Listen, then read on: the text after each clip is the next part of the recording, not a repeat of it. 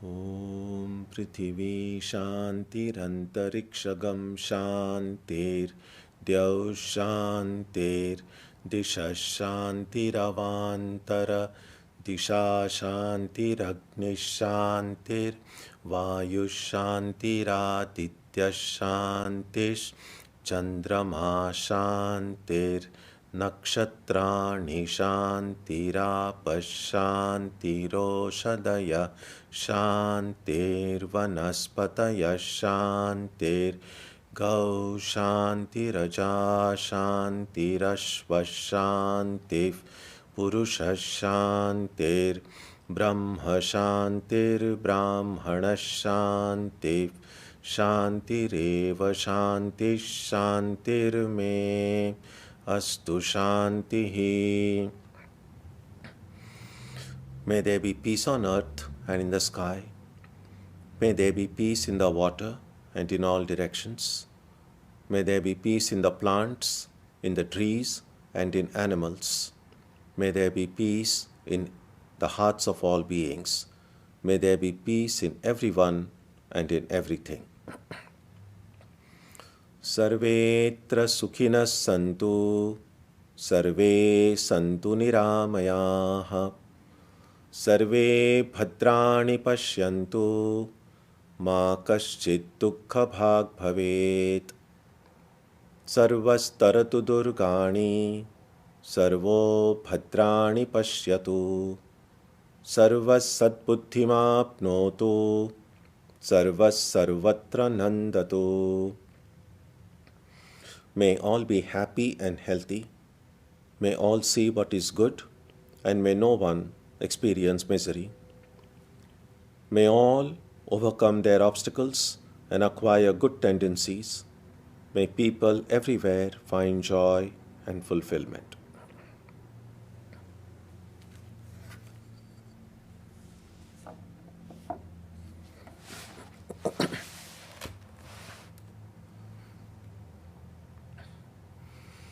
Let us now spend some time touching the center of peace and joy in our hearts. A good way to begin the practice is to withdraw the scattered energies of the mind and bring them to rest on one point. That point can be our own breathing. Let us therefore practice breathing with awareness. As we breathe in, let us visualize that our body and mind are being filled with love, strength, and compassion. And as we breathe out, let us release all the stress, anxiety, and exhaustion in the body and mind. Let us practice this way for a while.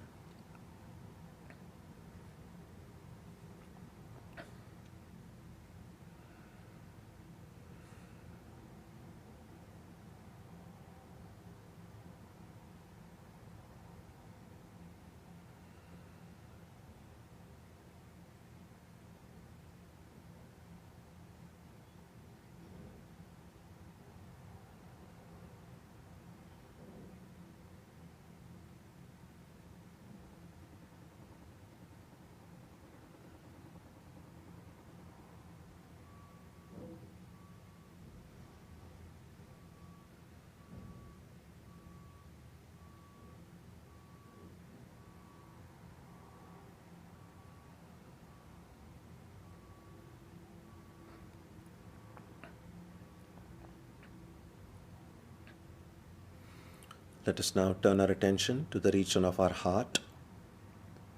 Although God is present everywhere and in everyone, the divine presence can be felt most clearly in our own hearts. We can meditate in any way we have been taught. To remain focused, we can take the help of a short mental prayer or a mantra or a divine name. Let us now spend some time dwelling on the presence of God in our hearts.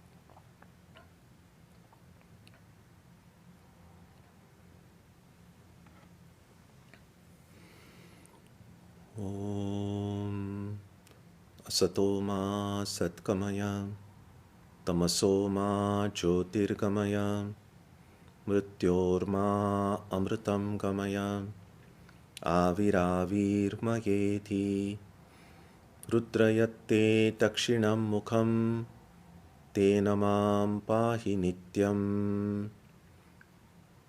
May the Divine lead us from the unreal to the real, from darkness to light, from death to immortality. May the Divine Consciousness fill our hearts and protect us.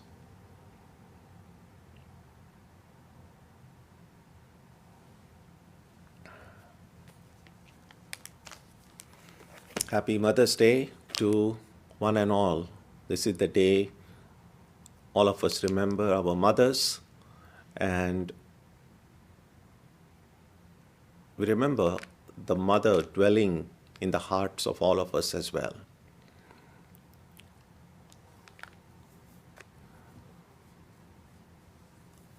A mother is not so much related to gender as to the motherly qualities, and therefore, irrespective of our gender, there is a mother dwelling in the heart of all of us. The more we have the qualities to love, to nurture, to take care of oneself and to take care of those around us, to that extent, the mother within us becomes manifest.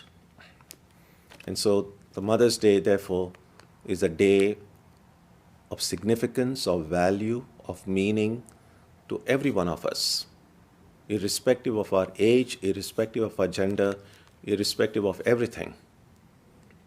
And we know in Sri Ramakrishna's life, everything was mother to him.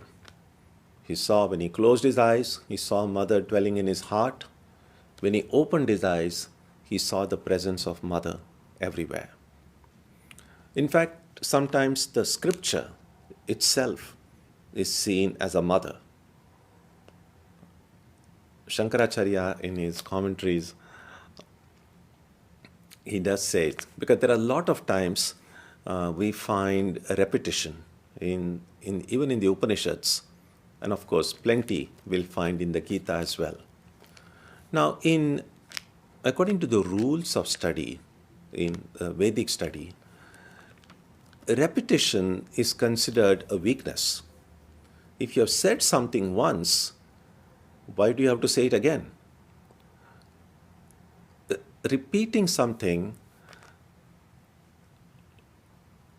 leads open to the suspicion that you feel the first time you said it, it either wasn't said well or it wasn't effective, and therefore you feel the need to say again. So it's kind of a admission of some kind of weakness if you have to repeat something.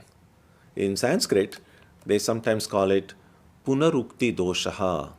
Ukti means saying, punaha, saying it again, doshaha means defect, the defect of saying again. Now, we do find repetitions in the Upanishads, in the Gita. Now, one way to say is, it's a weakness there.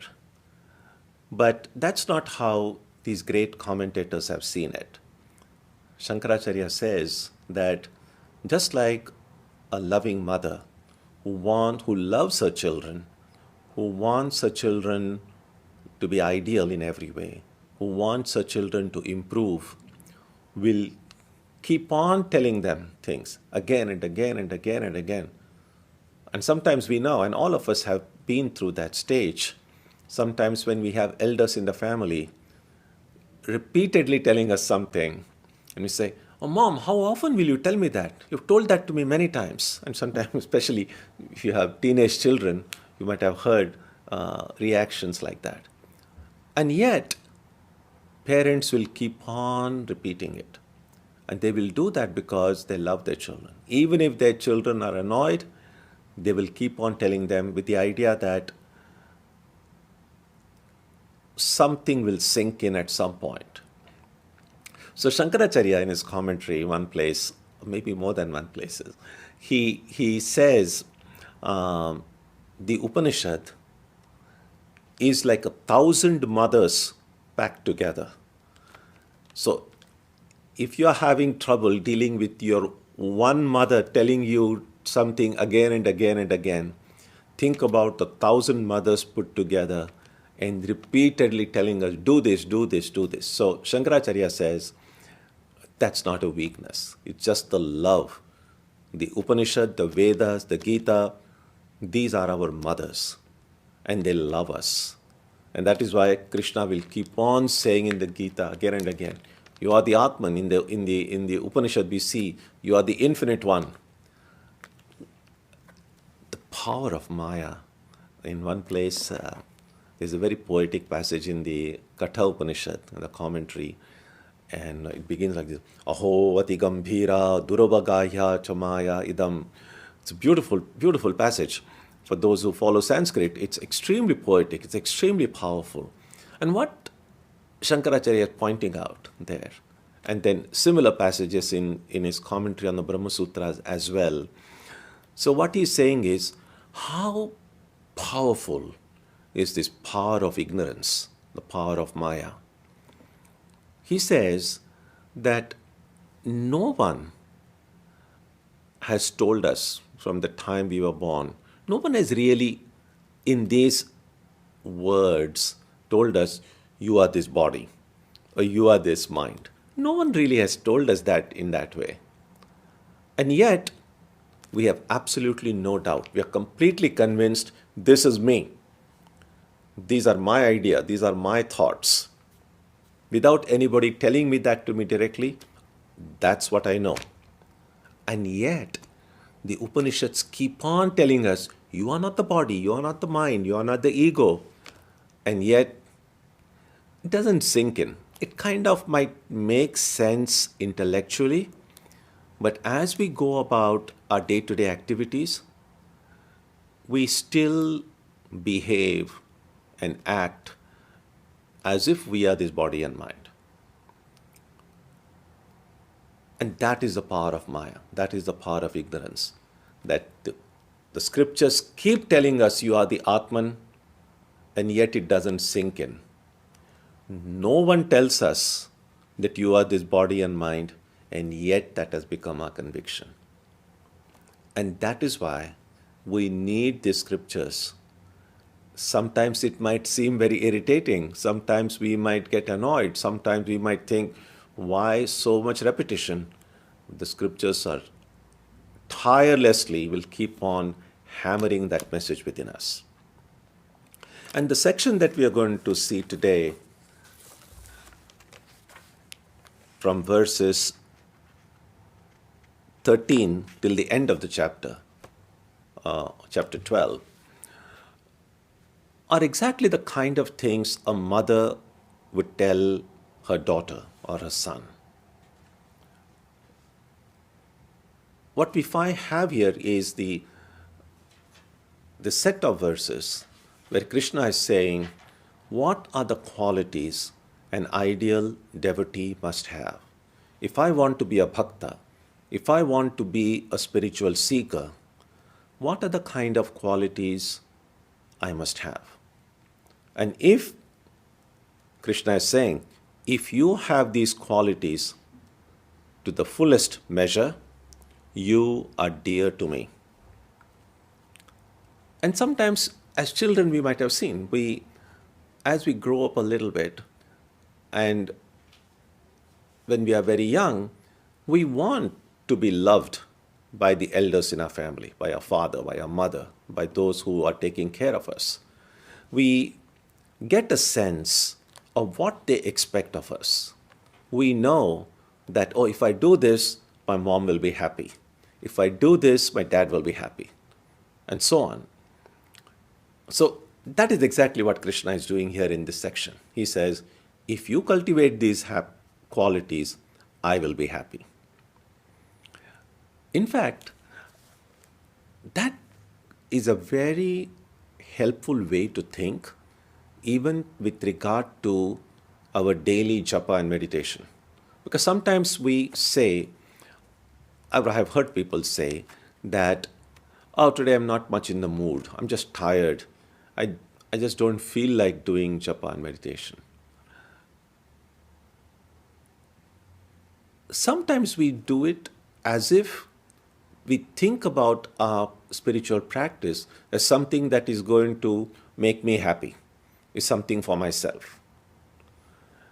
But we might as well include this thought in our thinking that if I sit for my prayer and meditation regularly, faithfully, with devotion, with sincerity, daily, that will make God happy. That will make my Ishta happy.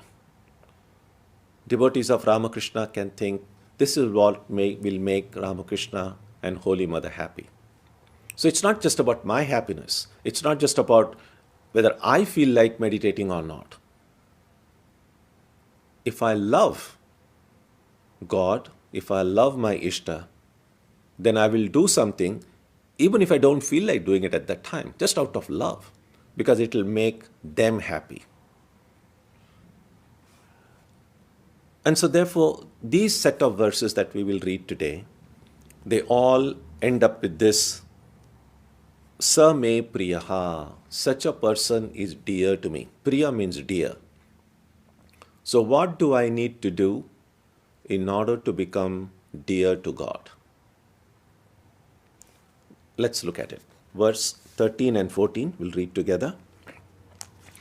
Atveshta sarvabhutanam maitraf karuna evacha nirmamo nirahankaraha samadukha sukhakshami santushta satatam yogi yatatma dridhanishchayah mayyarpitamano buddhihi yo mat bhaktas same priyaha. The verse ends by saying, he who is thus devoted to me is dear to me. So what are the qualities that are mentioned here? He who hates no creatures. Adveshta. Dvesha in Sanskrit means hatred. Adveshta means when you have the prefix a added before that, it usually becomes a negative. So Adveshta, one who has no hatred in the heart. Each and every one of the qualities that are mentioned here is an opportunity for us for reflection. We can pause after reading every one of these and say, what are the things I hate in life? What are the kind of people I hate in life? How much of hatred is in my heart? And then examine them and find whether that kind of hatred is good for me.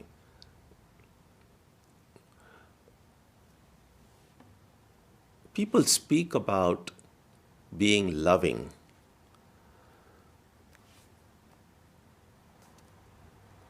Actually, we don't have to become loving at all, because love is a very natural quality within us. It's already there.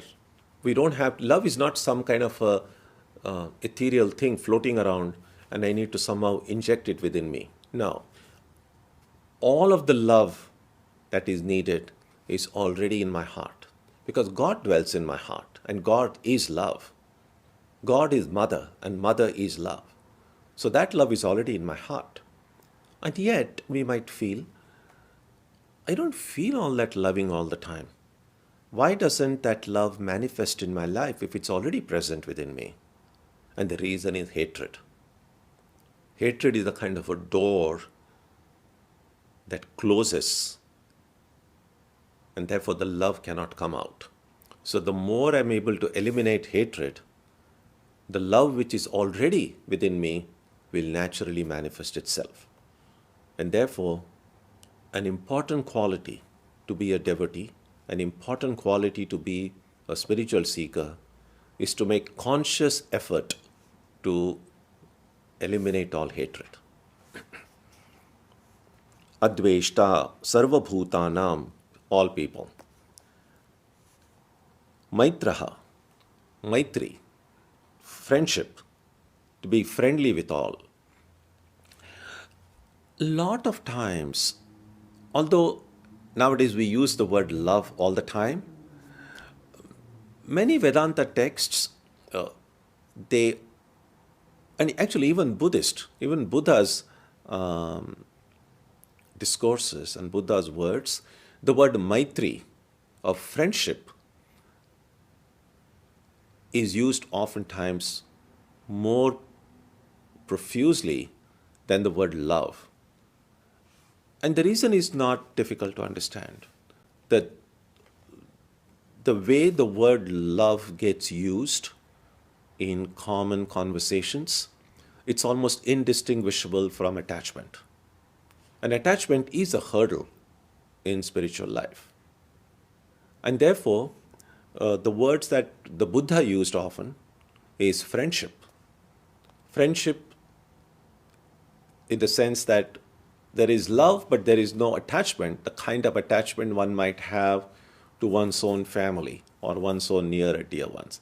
At least that's the way it was seen. Now, obviously, we can debate this. We can say, well, friends also, there is love between friends. And we could also say, well, family members are also like our friends. So this is not a debate about semantics, about whether this word means this or this word means that. This is just a way sometimes the words got used in these ancient texts.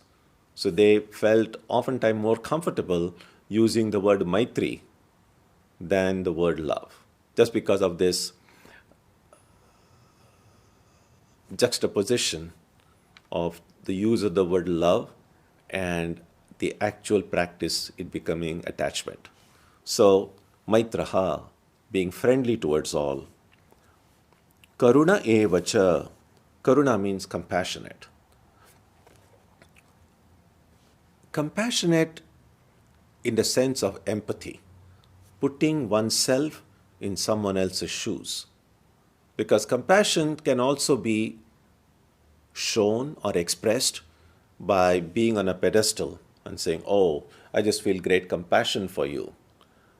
But the way the word karuna is used here, it's not that putting myself like, well, I am this person with all the amenities available, and you, poor person, you don't have anything, I have great compassion for you. It's not in that sense. It's in a sense of empathy, that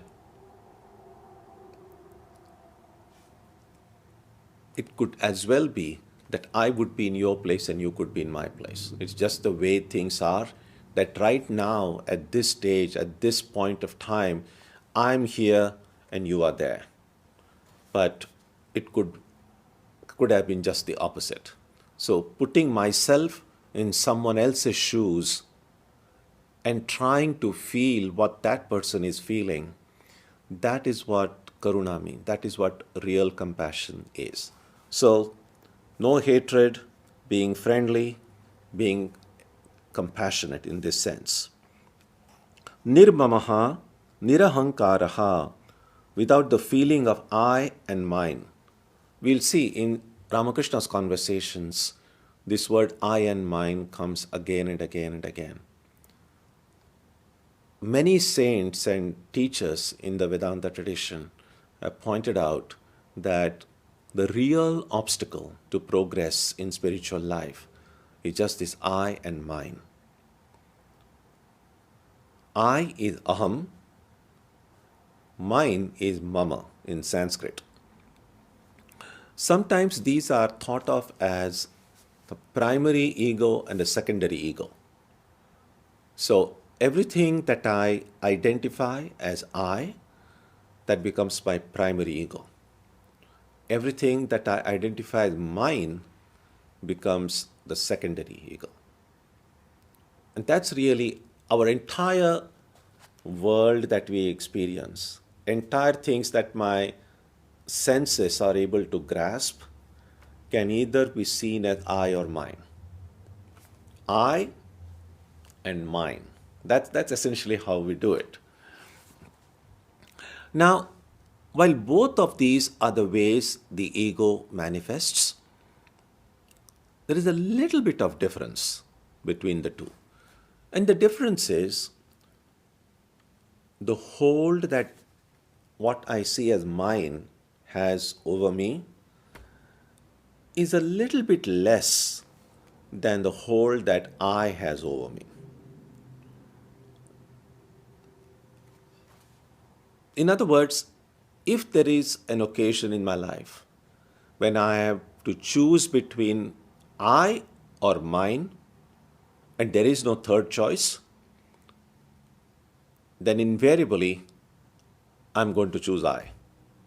It is easier to let go of mine than to let go of I. And the most common example is, so you have just bought a new gadget. Let's say you just got a new iPhone. Just got it from an Apple store and you are walking home. And then suddenly, there's nobody much else on the street. You're just walking quickly, it's getting dark, and suddenly someone comes there and sticks a gun at your back and says, give me what's in your pocket, everything that you have in your pocket, or I'm going to shoot you. Now, it's kind of a very terrible scenario, but think about it. Essentially, what's the choice here? The choice is my life or this new, bright, shining iPhone that I'm carrying.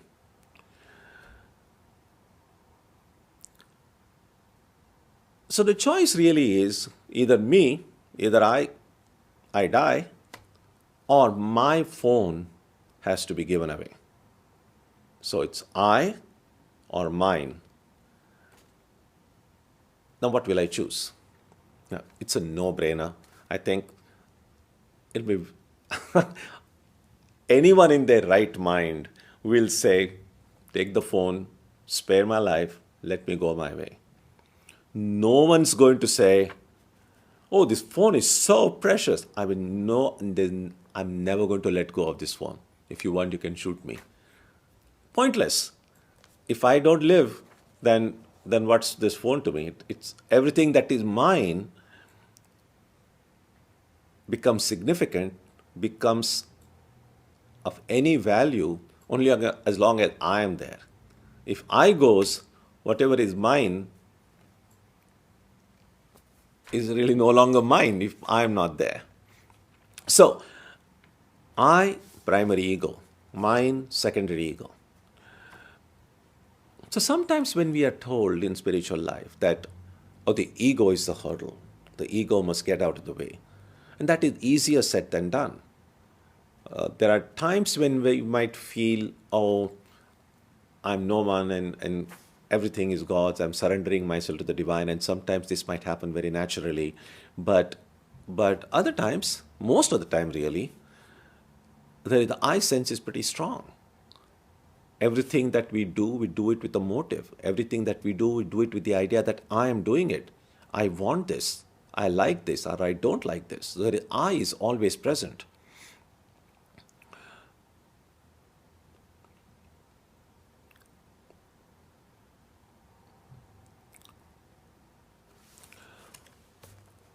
I lost my train of thought. Let me just think about it.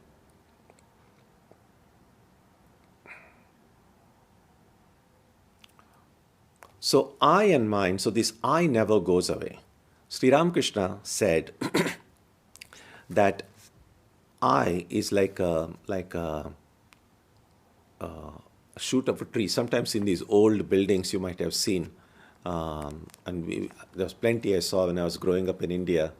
Sometimes some crevice in a wall or something, and the external wall, some kind of a plant will start coming out. And occasionally, if you just go and chop it off, within a day or two, again something sprouts up. Unless you kind of uproot it fully, the plant will keep on coming out of that. The ego, Sri Ramakrishna says, is a little bit like that. We might try various ways of removing the ego, And for a time it might feel as if this ego is gone. But in an unconscious way, in a surreptitious manner, it does spring up in the life somehow. So getting rid of the ego is the ideal, but those who have attempted to do it recognize how tough it is, how difficult it is. So what should we do? One practical way to go about doing this is to try to convert as much of this I into mine. We saw in that example, the mama, that which is mine, is a little bit easier to let go than that which is I. And so,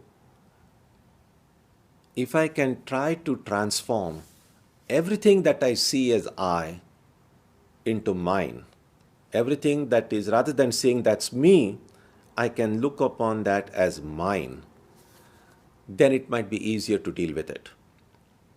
So, the body, rather than saying this is me, I can say this body is mine. The mind, rather than saying that's me, nobody really says the mind is me, but when the mind is happy, I feel I am happy. When the mind is depressed, I feel I am depressed. Now, although I'm not saying I am the mind, that's exactly what I mean. So the ups and downs of the mind become my ups and downs. I'm behaving as if the mind is me. So if I can consciously live, looking upon my body, mind, intellect, everything as mine, they are instruments given to me. I'm the one who is using these instruments, but they are not me. I mean, there is still the ego, but what I'm doing as a first initial step is trying to transform everything that could come under my primary ego and making it a secondary ego. And I think that's a very good thing and very helpful thing in spiritual life. So it's not necessary, just because sometimes people rather foolishly, I think, feel, well, I'm the Atman, I'm not the body. Sure, I don't have to care for the body. I'm the Atman, I'm not the mind. Why should I worry about the mind? I think it doesn't, that's very reckless to think that way. Because the only instruments we have are the body and mind. There is nothing else. When we were born with the body and the mind, that's what we have. They are not me, but they are the only instruments I have if I want to succeed in life. If I want to reach my spiritual goal, I do need body and mind. And therefore, I need to take care of the body and mind. And I can take good care of my body, I can take good care of my mind by looking upon them as my instruments. They are not me, but they are my instruments. It's like my computer, my car. I'm not my computer, I'm not my car, and yet I know they are useful. Similarly, I'm not the body, I'm not the mind, but they are useful. So transforming this I into mine and taking good care of my body and mind will help me progress in spiritual life. Now there is a fine line there. What does taking good care mean? And that's something that every one of us has to figure out in our own life situation. Taking care of the body, what does it mean in terms of investing my time and energy into taking care of the body? What does it mean? What does taking care of the mind mean? And how much of my energy should be invested into that? That every one of us has to figure out, because it can easily, if I'm not careful, if I'm not conscious, taking care of the body can easily become obsession with the body. Taking care of the mind can become an obsession with the mind. And every obsession is harmful. It's going to hurt me in some way. So that's the fine distinction, taking care and being obsessed with something. And we have to figure out, and the one way that can be helpful is for a spiritual seeker to say, what is the purpose of my life? What is the goal of my life? If the goal of my life is to realize God, then so long as my body and mind become good instruments, helpful instruments in my spiritual journey, which helps me do my studies well, which helps me do my prayer, my meditation, my worship properly, which helps me go about and carry out my duties and responsibilities in life as best I can, in as selfless a manner as I can, then they are good instruments. That's wonderful. But if that balance is not kept, then either I will not care for the body and mind at all, or I will get obsessed with them. So we have to find the golden mean by which these can become helpful instruments in my life. So that is what is meant by nirmamaha nirahankaraha, free from the feeling of I and mine, even-minded in pain and pleasure, sama dukkha sukha. Sama means even, equipoise, and sukha and dukkha. So one who is able to see joy and sorrow in the same way. Now what does it mean? Even-minded. Clearly no one will think that joy and sorrow are one and the same. They are different. They feel different. We don't mind the joy, but sorrow is painful. So how do we maintain that equipoise dealing with the ups and downs of our life?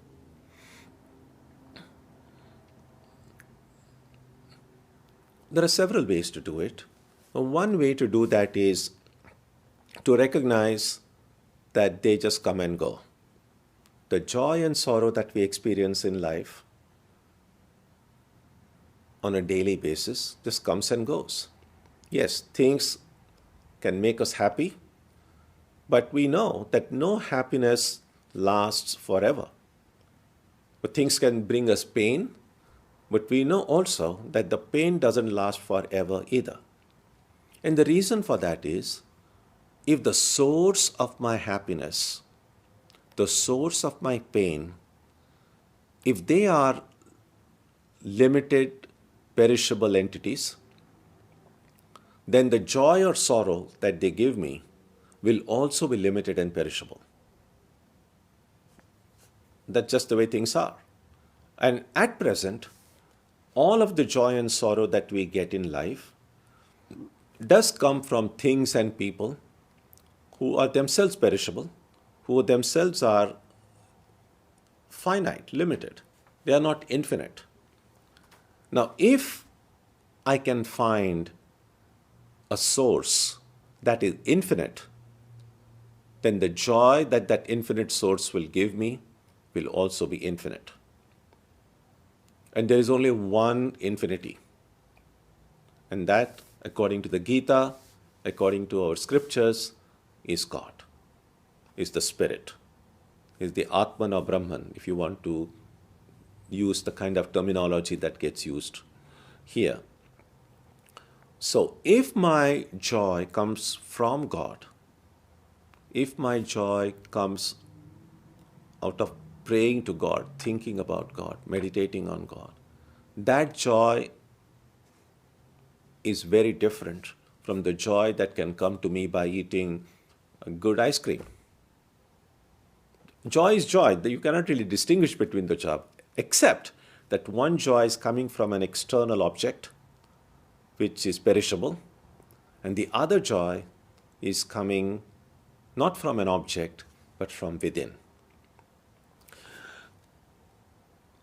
One example that we already have of a joy that does not come from an object is the kind of joy we feel when you really have good sleep.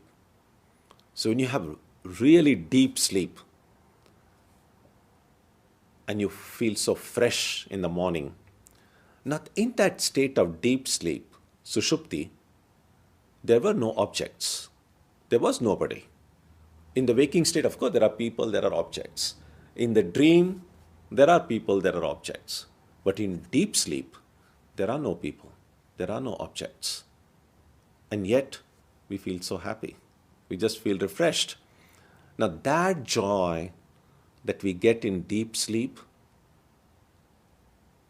is qualitatively very different, you could say, because it has a lasting quality to it.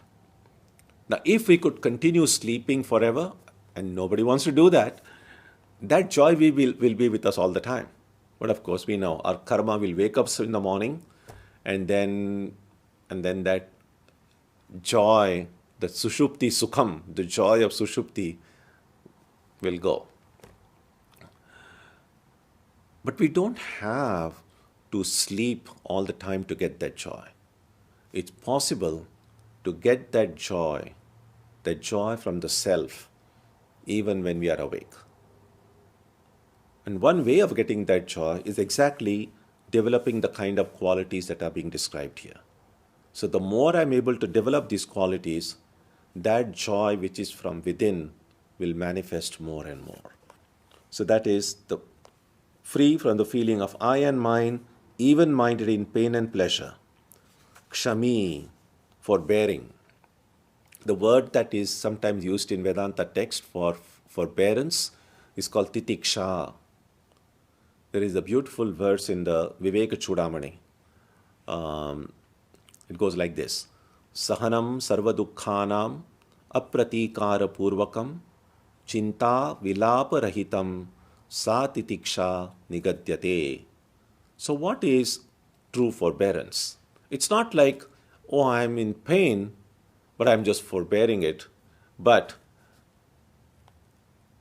I may not be crying out aloud, but I'm really mad inside me. I'm just hurt. I'm angry. Then that's not forbearance. A perfection in the practicing forbearance would be if I can forbear all the challenges in life, all the difficulties in life, without grumbling, without resisting, without reacting, just trying to swallow it all. If I can remain unaffected by it. There is a phrase used in the Shankaracharya's commentary on the Kathopanishad while describing the state of mind of Nachiketa. Shankaracharya says,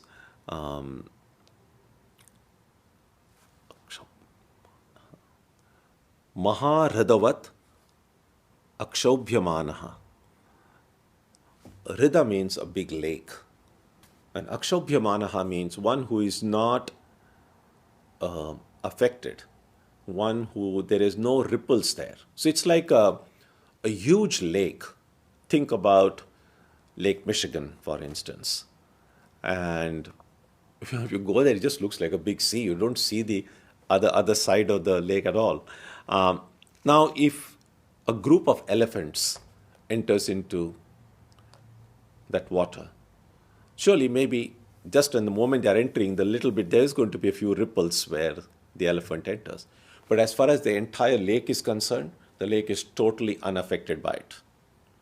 It doesn't make a big deal. Even if 100 elephants enter into Lake Michigan, the lake as a whole would barely register it.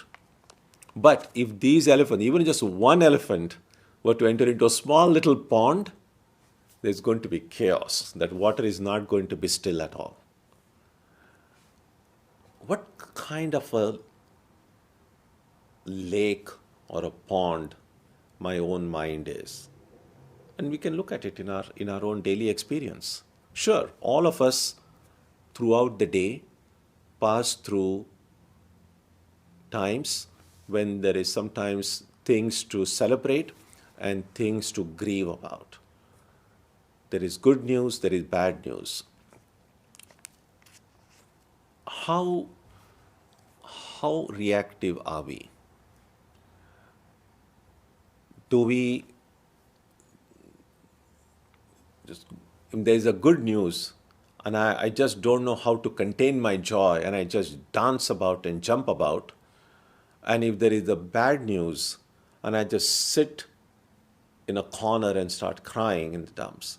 It's possible, it does happen. But a better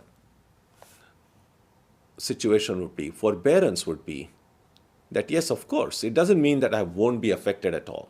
I mean, the earlier verse said, sama dukkha sukha, same in pain and pleasure. Now, same in pain and pleasure, I mean, the wall is same in pain and pleasure.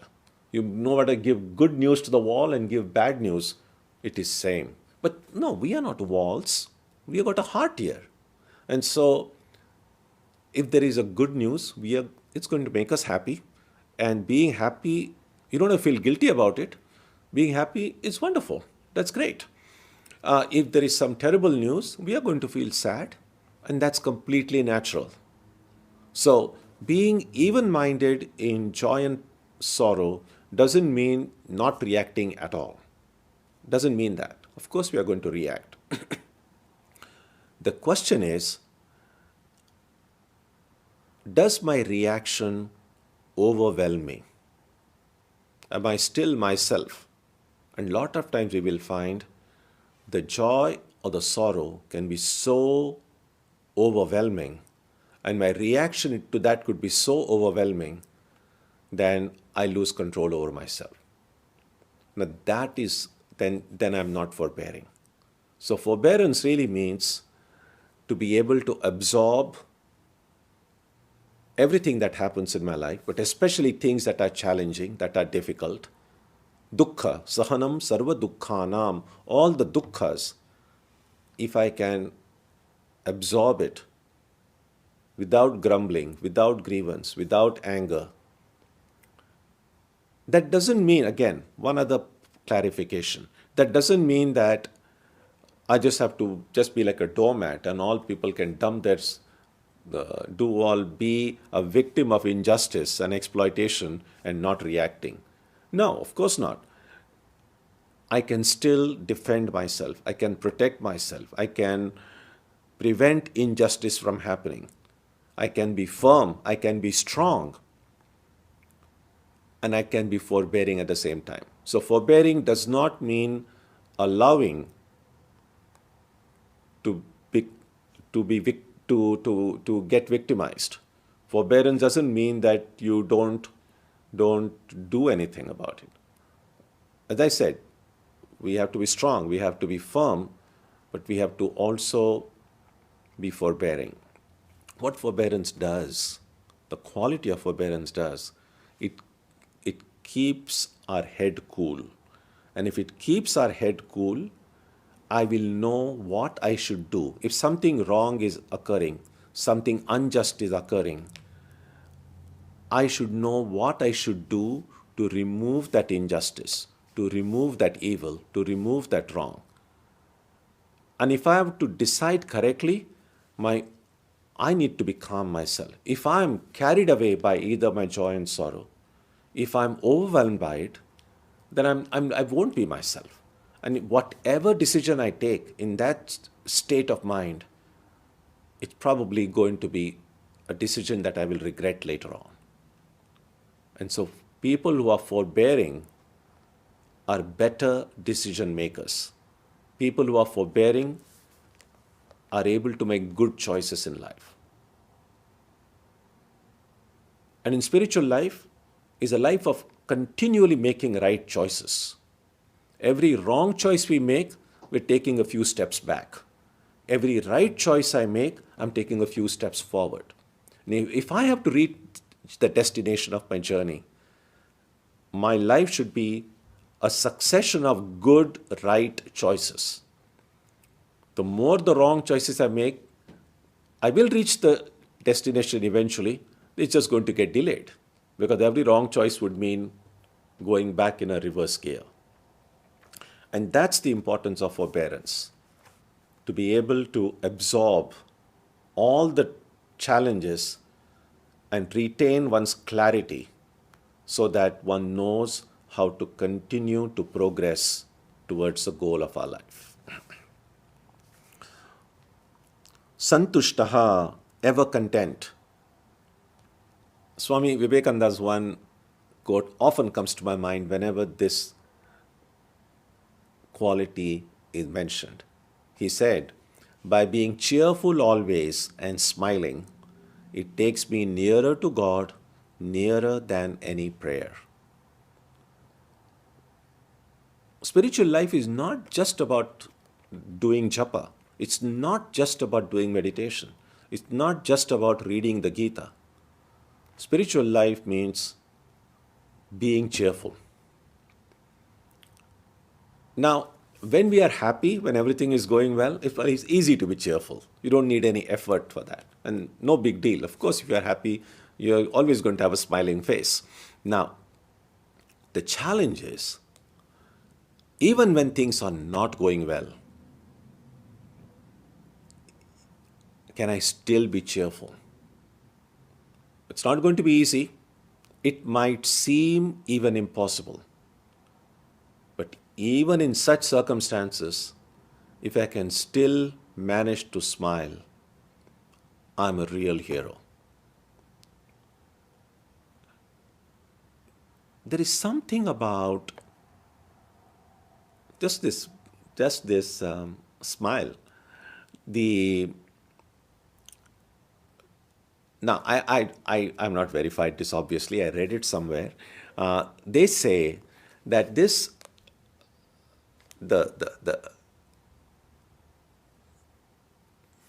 smiling, they say that, and some of you who have studied human anatomy in a better way probably might be able to verify this. Apparently, they say like 26 some muscles and nerves or whatever in that area, they need to combine together for a smile to become possible. So, smiling is a form of exercise. Well, we need toning up of the muscles, and sometimes people do that. They lift weights, they do all kinds of things. But what about the muscles in this area? And one way of activating those muscles would be smiling. So, and smiling even when there is no particular reason. Now, a kind of a gentle smile. I mean, if they just kind of go on. In fact, there was in some cities, I think, they have what they call laughing clubs or something like that. I don't know whatever the nomenclature they have. And I had seen when I was back in India that a group of people, most of them were middle-aged and elderly, and they would go to the Marina Beach.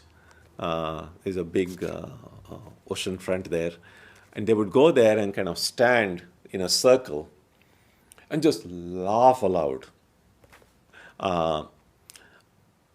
That's not something that I'm recommending. I really don't know how beneficial that is. But only to the extent that people feel that just kind of letting go and laughing might give them some benefit. Whether it actually does, I don't know. And that's not really what we are discussing. It's not about just laughing for no reason at all. I'm just talking about smiling. Just kind of a gentle, cheerful, maintaining that cheerfulness throughout the day will improve the quality of our prayer and meditation.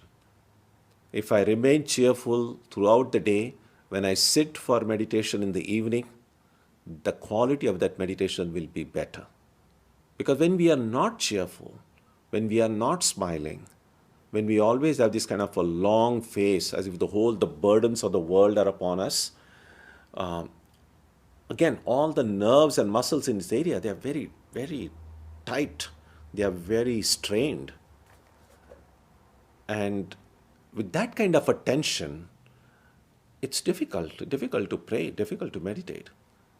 An ideal position for prayer and meditation is a relaxation everywhere. And so it does help a lot.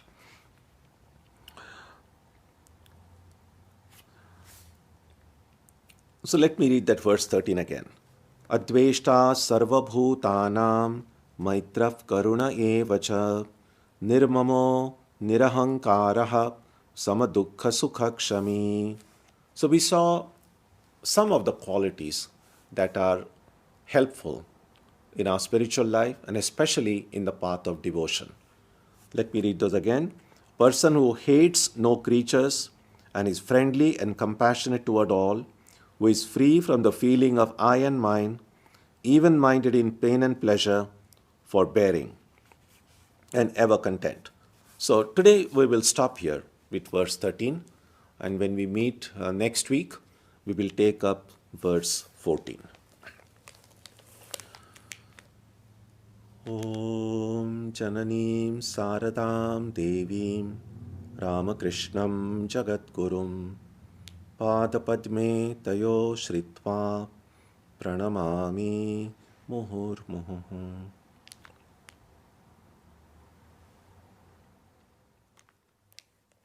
If you have any comments, questions, ideas, thoughts, please feel free to share them, and we will meet again in 5 minutes.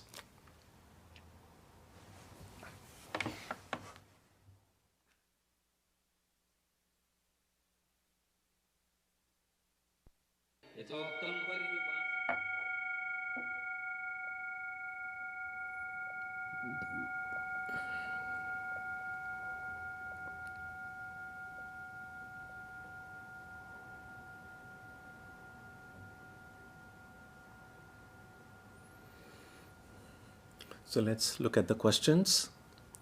Is the root of hatred expectations? Expectations from other people and even things? It could be, but I suppose there could be many other reasons as well. Expectations, if our expectations are not fulfilled, then it creates sorrow, of course, and it could create anger,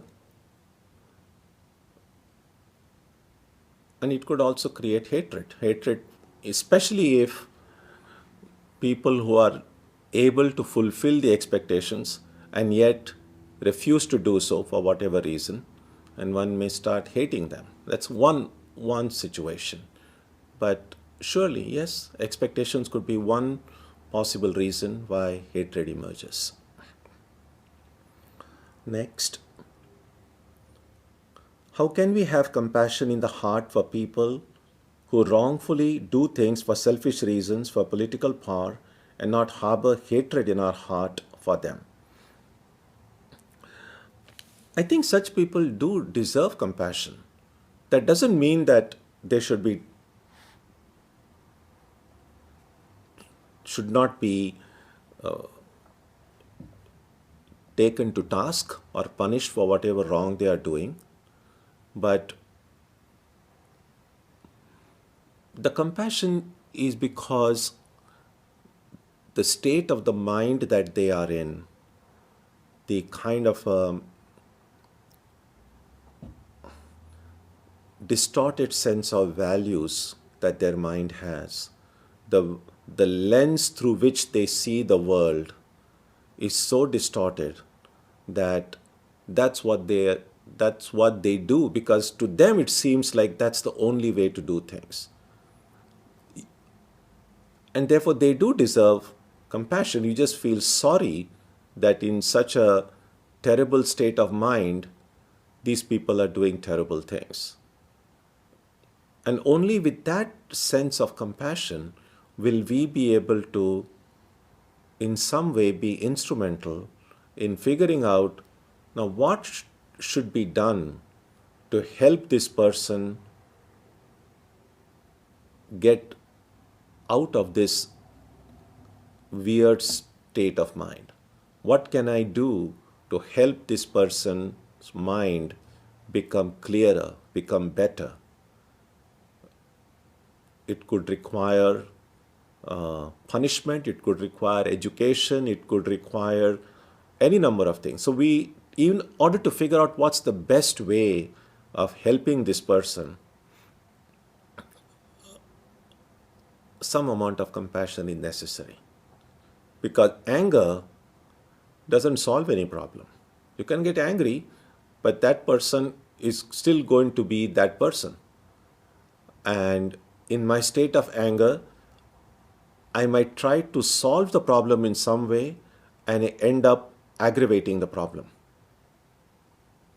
And to some extent, you could say that, although this is not neither the venue nor do we have the time to discuss the whole prison system and the present way justice is meted out, but a legitimate question can be asked that for any and every crime, if all that we can do is put people behind bars, is that solving the problem? And we could say, well, yes, it is solving some problem. It is helping the rest of the community live safe and peacefully, because all these people are now behind bars. So a part of the problem is solved. But what about the people who are behind bars? Are they getting reformed? Unless one keeps them behind bars all their life. Other than that, after a few years, they are going to be released. And when they come out, the mind with which they went inside the prison and the mind with which they came out of the prison, has anything changed? Has that mind become better? But a lot of existing evidence shows that perhaps the mind gets worse. The experience in the prison is such that they come out bitter, angry, with even more distorted vision of the world around. And therefore they kind of get into this crime spiral and doesn't help anyone. And so getting angry may not necessarily give us the best solution to a problem. And of course, having hatred for them hurts us more than them. If I hate a person, it doesn't do any harm to that person. Hatred harms me.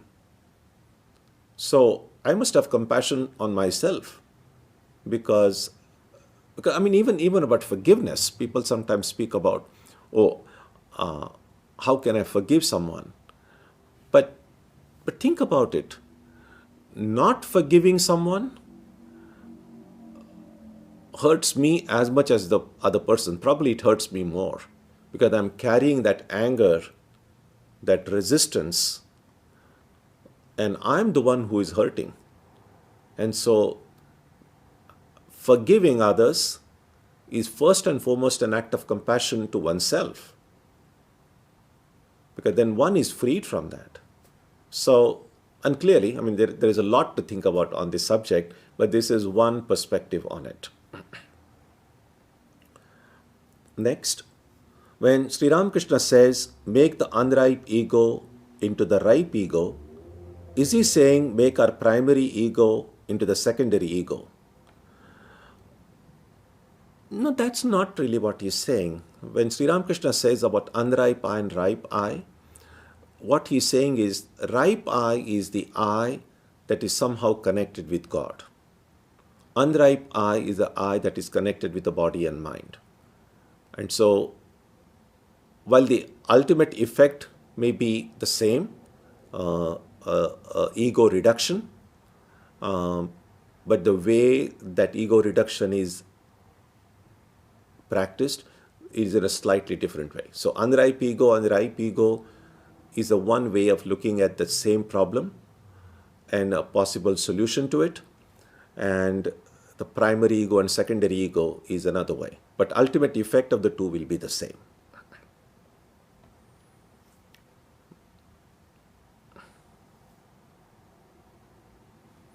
When we are in the state of joy, sometimes we get some annoying call on the cell phone, somebody trying to sell something or some disturbance, and we get very angry. How to avoid this? Well, practical call would be don't receive any calls from numbers you don't recognize. That would be the simplest way. And if that person leaves a message, you can listen to that message later on and then switch it off. Yeah, I think that's probably the method that works best. Otherwise, try to be as calm as possible. Yeah, just through practice, I guess.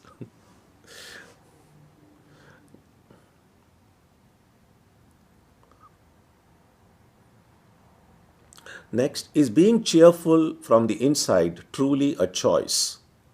If I'm having a terrible day, how do I stay cheerful?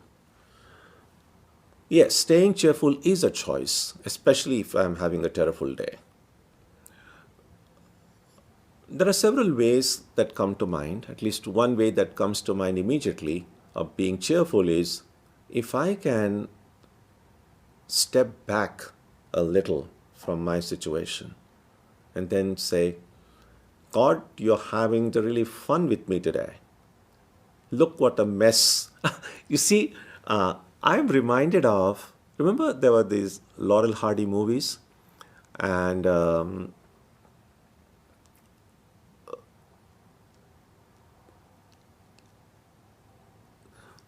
I forget now who, whether it's Laurel or Hardy, and one of them, there are a lot of situations in those old movies, and one of them says to the other, look what a mess you have put me in.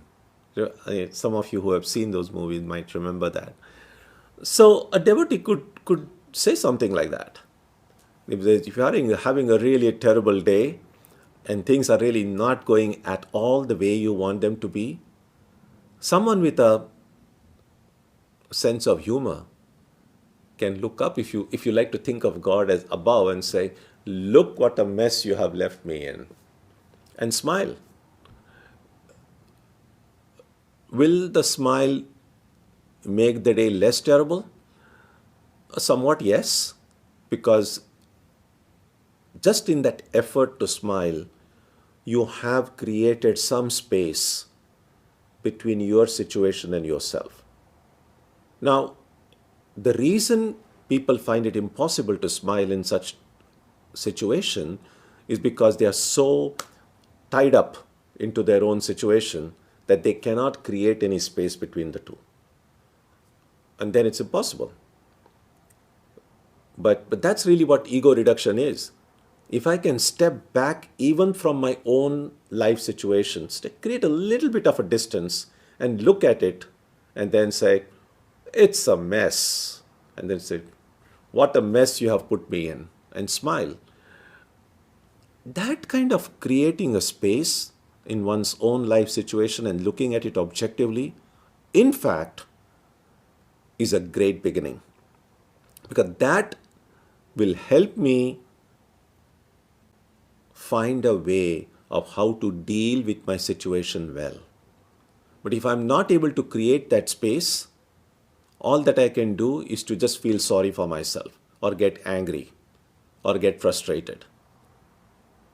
So that effort to smile by creating a space opens up the possibility of me finding a way out of that jam.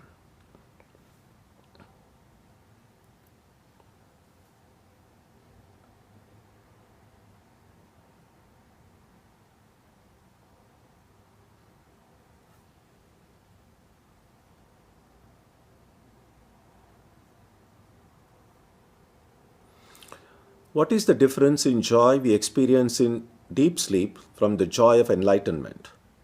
Isn't deep sleep also a state of ignorance which may affect the quality of the joy? Yes, of course. So deep sleep and the state of samadhi are two different things. They are not same. The only kind of similarity we can say that exists between the two is that in a state of deep sleep, the joy that it comes to us is not coming from any external object, because there is no external object. So that joy is coming from within, but because we still have the layer of ignorance over us, that joy is not unfiltered. It's still getting filtered through that ignorance, which is why after a deep sleep, when I wake up in the morning, I say, oh, I slept so well, I did not know anything. Maybe it rained very heavily last night. Maybe there was thunder and lightning. And someone might say, last night, did you hear the sound of thunder? And I said, oh, I didn't know anything. I slept so well. I was slept so deep. I didn't know anything. Now, I didn't know anything is an expression of my ignorance. Even the joy that I experienced in deep sleep was filtered through that ignorance. So it was not like the full blast of joy. Now, in the state of enlightenment, in samadhi, that layer of ignorance is not there. So that joy is not getting filtered through anything at all. And therefore, in some respects, the two are same in the sense that the joy is not coming from outside, but the joy of enlightenment is beyond compare. It's not exactly the same as the joy in deep sleep.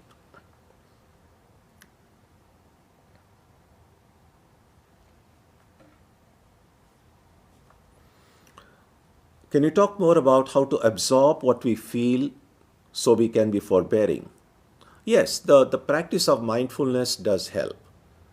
Mindfulness is really a practice of objectifying. What I was saying earlier about creating that space.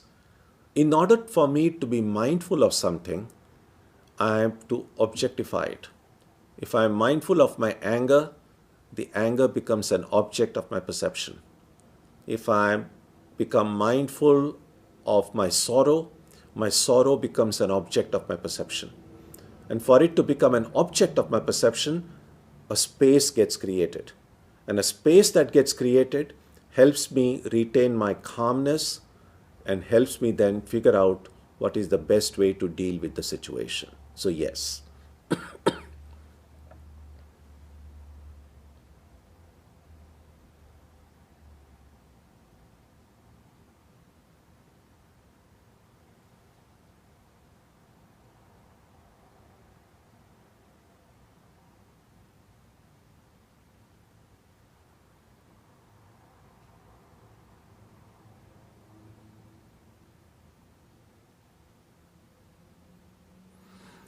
So it's a good comment which says that one way that we can be conscious of is that when something bad happens in life, in the case of devotees, as many saints and certainly Ramakrishna and Holy Mother have pointed out, is that through the grace of God, the intensity of the pain or sorrow that we were going to experience becomes less. So a devotee sees that whatever pain I'm experiencing now, it could have been much more, it could have been much bigger had it not been for the grace of God. And that does help absorb the intensity of what's happening, because a devotee is able to look at it in a very positive, constructive, and devoted way.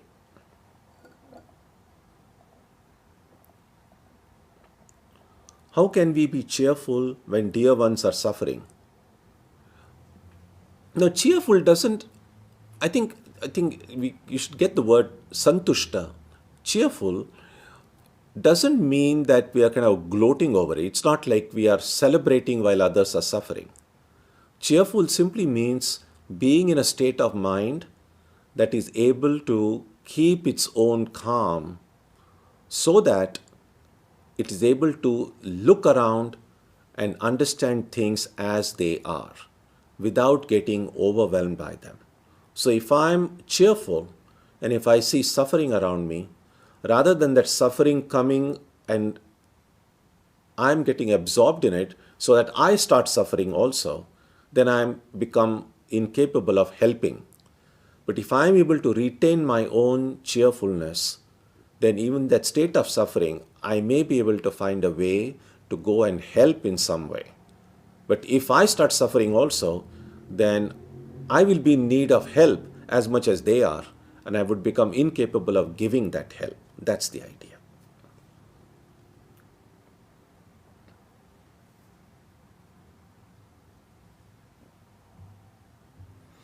Does our attachment to the transitory states of happiness and sorrow stem from our attachment to the outcome of work?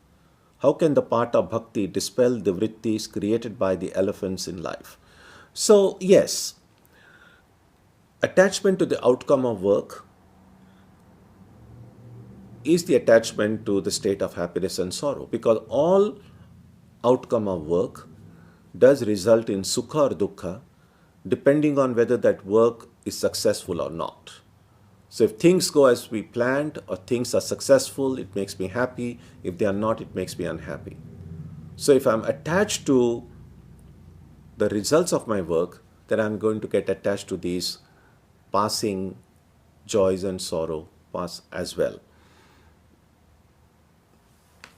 So a bhakta is one who sees the presence of God in everything. A bhakta is one who sees that, think about it this way. A little baby, not too little, I mean, maybe think about it like a year old or 2 years old. Not too young, not too old either. If a mother gives something to the baby to eat or drink, so the baby knows, well, my mother is giving it to me because my mother loves me and this is good for me. And so the baby will take it. Even if sometimes the thing may not be particularly tasty. Of course, when children grow up, then they develop a mind of their own, and then a mother has to find a way of making a child take something. Sometimes a medication that is necessary, and the medication may not be so tasty, and children will not want it. And the mother then has to say, no, it's good for you, this is good. I remember when I was growing up, this bitter gourd, Karela, was something I never developed a taste for. And I'm sure this happens in many families as well. And I've heard my mother used to say, oh, take it, it's good, this purifies your blood and does this and does that, and to kind of make me take it. And so a devotee can sometimes see that, yes, I'm passing through a difficult stage in my life, but I have faith that God loves me, that whatever is happening in my life, it is somehow for my own good. Right now, I'm not able to see what this suffering and pain, what good it is doing to me. I'm not able to see it at all. But I have the faith that since everything happens through the divine will and God loves me, even this somehow I will realize later on had some positive, constructive role to play in my life.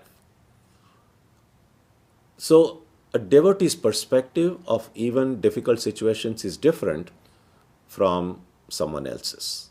And that way of looking, that way of thinking about the challenges in one's life helps the devotee come up with different solutions to the problem, a different way of dealing with it than someone who doesn't have that way of thinking.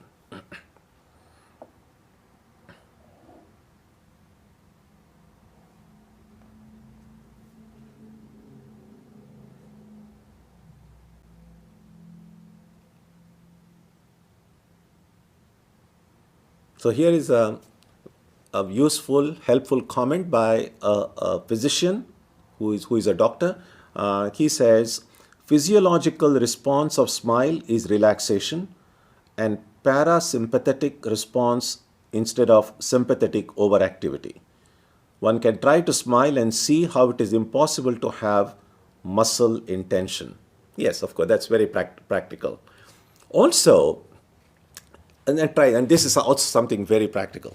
If you find that you are getting irritated, or if you have problem with anger management, or if you find yourself in a situation you feel it's really making you mad and angry, then one way to deal with that is to force yourself to smile. It may look odd, that smile, it will not look natural at all, but force yourself to smile when you are about to get angry or mad. And the reason is this: it's impossible to say something nasty or bad or angry if you are smiling. because the muscles will be shaped differently in a fit of anger, and you want to scold somebody, be nasty to somebody.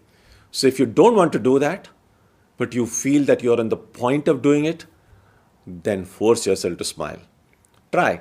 Just give it a try and see whether you can be truly nasty and angry with someone in that smiling posture. Okay, I won't say anything more than that. Give it a try and see if it works. So that's your homework until next Sunday. All right. So thank you for these questions. Very interesting, very thoughtful, and there'll be lot to reflect as we go through this chapter. It's a very small chapter, but it's very, very meaningful, and there are so much food for reflection in it. So we will continue studying that next week. So let's do the prayer now.